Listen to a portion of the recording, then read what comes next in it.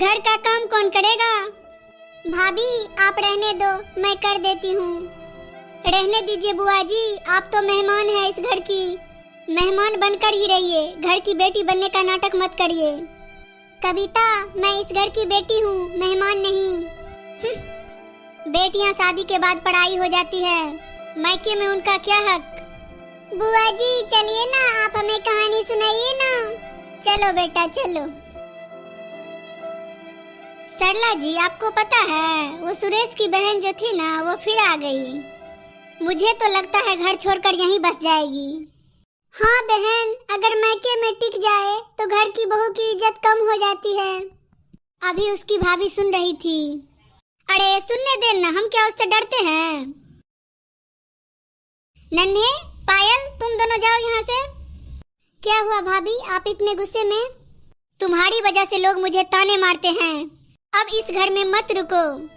मैं तो अपने घर आई थी, पर शायद अब इस घर में मेरा हक नहीं बचा।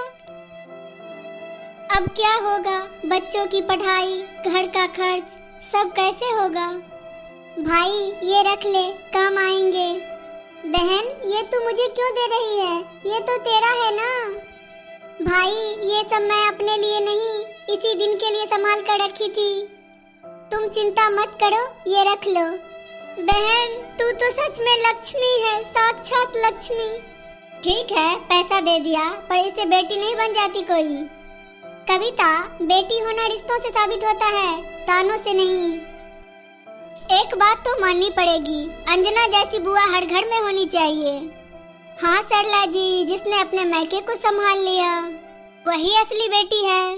कविता, जिस बहन ने हमारे लिए सब कुछ कुर्बान किया उसे तू बोझ कहती है?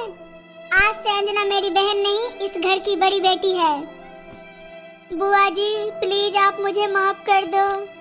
मैं आपको पराया समझती रही, पर आपने साबित कर दिया कि आप इस घर की बेटी है। बेटी कभी पढ़ाई नहीं होती भाभी, वो अपने घर को हमेशा साथ रखना चाहती है। बुआ भी घर की बेटी होती है, और बेटी जब त्याग करती है तो पूरा परिवार संभल जाता है। बुआ को कभी पराया मत समझो, वो भी घर की बेटी होती है, और बेटी कभी बोझ नहीं होती। तो आप लोगों को कैसा लगा ये कहानी? प्लीज कमेंट बॉक्स में जरूर बताइएगा, और मेरे चैनल पर पहली बार आए होंगे तो मेरे चैनल को सब्सक्राइब, वीडियो को लाइक शेयर करना नहीं भूलिएगा। धन्यवाद।